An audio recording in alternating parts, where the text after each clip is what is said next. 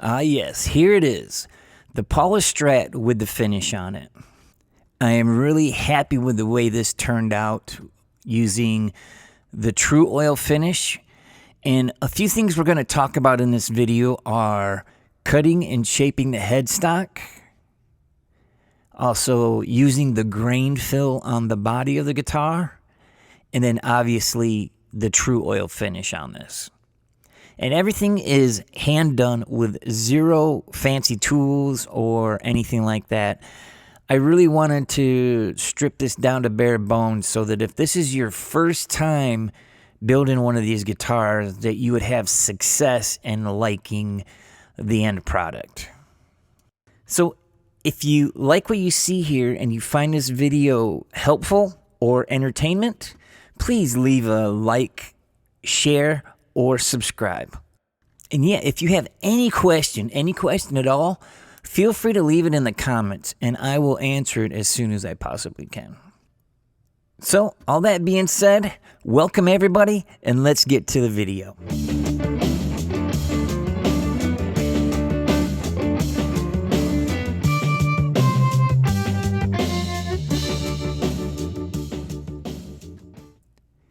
So we're going to try to make the headstock as close to this as possible.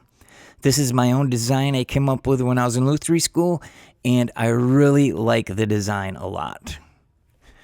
You're going to need some double-sided tape. You're going to want to build a template and some regular old blue tape. We also got the Tru-oil here, and you're also going to need the Tru-oil, and obviously sandpaper, steel wool, and all that stuff too. So here's the template that I made. I came up with my own design and then put it on a piece of paper and then transferred it to a piece of wood so that like I can make multiple headstocks, and it's a very simple and easy process just to trace it out. Now for cutting the route that I did on this, there's no way I can do it with this pre-shaped headstock, because you have to have a flat surface, and when I routed it out, I did it before I made the neck. So instead, I'm going to paint it black and see how that turns out. Now, the easiest way to do this is just to get some double-sided tape, put it on the back of the neck, and then line up the template with the tuner holes there. And you want to kind of fiddle with it a little bit, make sure it's all good, and then press down, get it to stick. And then obviously, if you're not happy with it, you can move it around and try to figure out where you need to set it. Also, the template is a little bigger than what it's supposed to be, because obviously you're going to do a lot of sanding and stuff like that. So you want to make it a little bit larger than normal, and then just trace it out and get ready to cut it out. So once you're happy with it and you got it traced out, just pull the template off, and now you have your shape and your lines exactly how you want them for when it's time to cut it out on the bandsaw. So here's the line, and then all you got to do is cut it on the bandsaw. Now, there are 10 different ways to skin a cat, so you can do this multiple ways. I prefer a bandsaw. I think that is the safest and easiest bet. You can do it with a jigsaw, but you know, you're going to run into issues if you're not careful and you don't have it stable enough on the table that you're working on. So ideally, you really, really want to use a bandsaw for this. And if you're trying to go into a curve, you want to kind of hit straight lines around the curve, because as you can see in a moment, you will rip some of the end grain out, and it's a little harder to sand. So here's what it looks like after I cut it out. It's really rough, but that's the point. And you see how it's just a rough cut. That's all it is. And if you're doing anything with a curve, you want to take it in little bites at a time so you don't rip any of that end grain out. So I start with 80 grit and work my way up to 220. And I'm doing most of the shaping with the sandpaper. And you want to use your hands and really feel the lines on this, because not only can you see with your eyes, but you can also see with your hands. And you know, if you ever played a guitar neck and notice a difference, huge difference in less than a millimeter from one neck to another, It's the same concept, right? Just use your hands and just really feel the areas. You can feel little things like there's a little bump on there, and you can see it right there. I could feel that when I was shaping it. So this is the neck. It is sanded down to 400. And yeah, everything's sanded out just fine. I'm sorry about the light. I'm still working on my film stuff. The next step will be painting the little area that was routed out on the other neck and see how that turns out.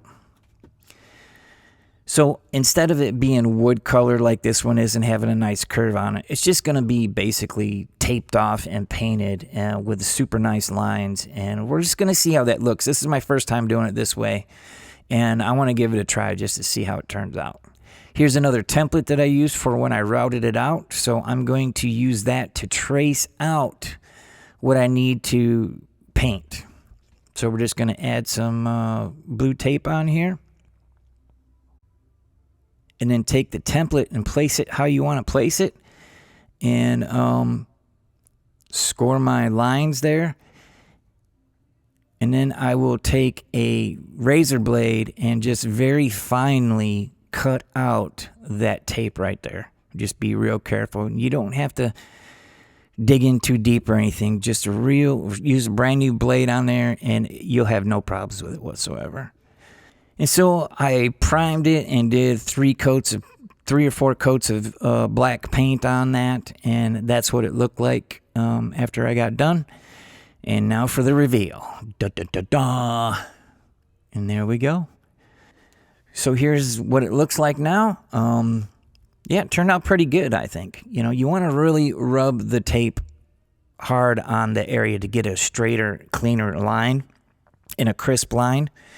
Otherwise, the paint could bleed through, and then you just have a mess. So just make sure you got it taped good, and just use a little bit of paint, and that was it. So basically, I sand it down to 400, and then I take a piece of steel wool and clean it, and use a little bit of tack cloth, and make sure I get all the dust out of the way. And then I just apply a liberal amount of Tru-oil on there, especially the first coat.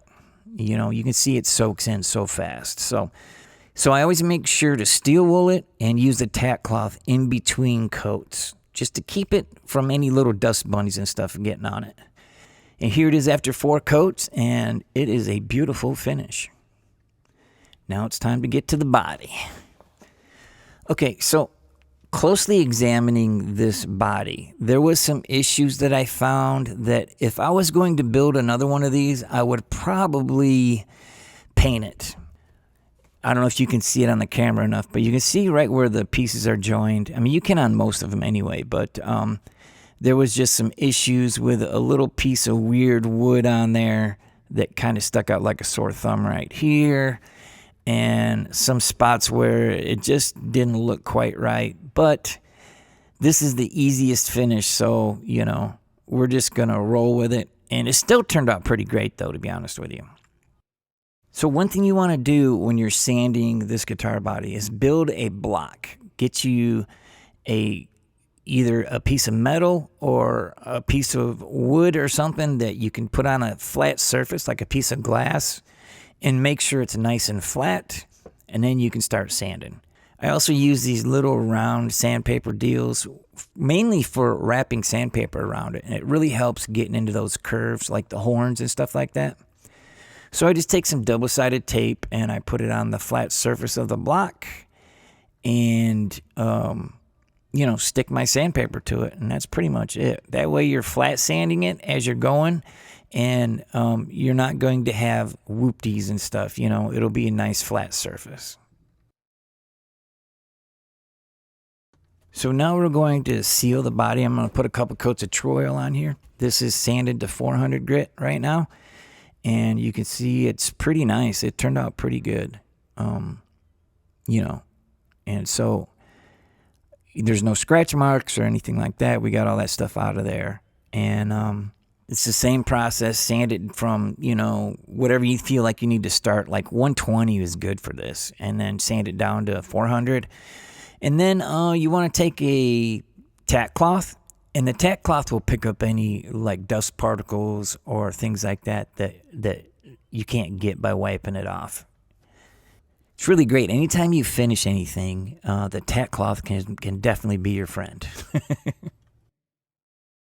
So what I did with the Tru-oil is I took a pencil and I just poked a little hole in the top of it. That way you can use the Tru-oil bottle as sort of like a squeeze bottle. You know what I mean? Like it's very controlled when it comes out of the nozzle there. So I just put a couple coats on there only to seal it up, and this will help seal part of the grain so that the grain fill will stick where it needs to, and it'll be a super cool look. And I just used a Varathane dark walnut water-based grain filler.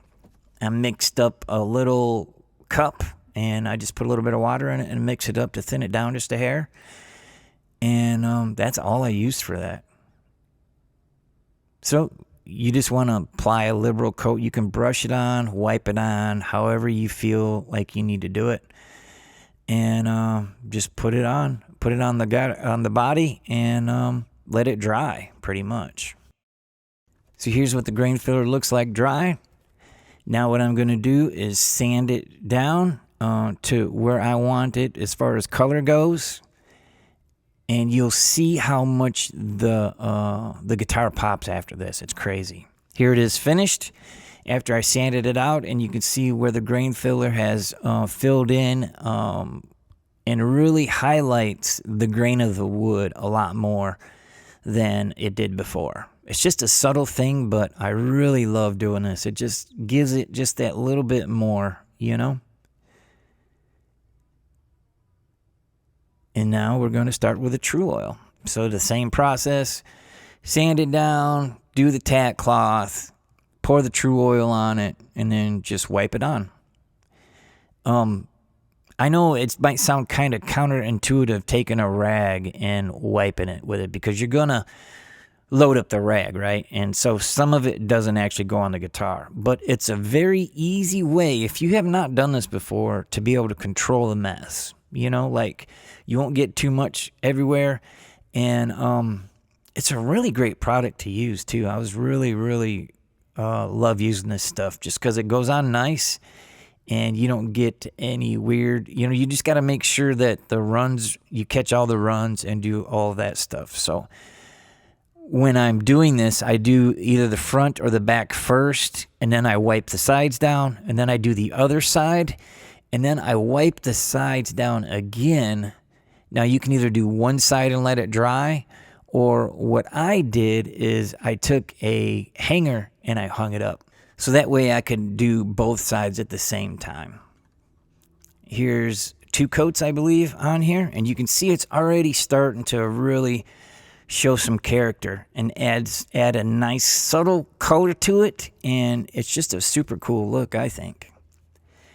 And then we just keep doing this for, you know, anywhere from 4 to 10 times, depending on the look you're looking for. The more coats you put on there, the deeper and richer it's going to look. But you don't want to get too crazy with it and do like 20 coats or anything. And so, yeah, it's the same process. Steel wool, and then you tack cloth it, and then you put the coats on there.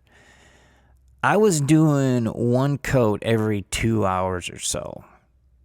It dries, it tacks up pretty quick, but I mean, obviously you want to let it set up before you go to getting crazy with it. And the steel wool is 444 steel wool. It's the finest stuff you can get. And the nice thing about it is it takes off the little burrs and little dust bunnies and stuff that sit on these guitars. And they'll collect just from it sitting in the air and whatnot. And it doesn't remove the finish. You know what I mean? You just want to be careful around the corners and the edges. And, you know, you're not even really, you're just wiping it basically with that. And then once you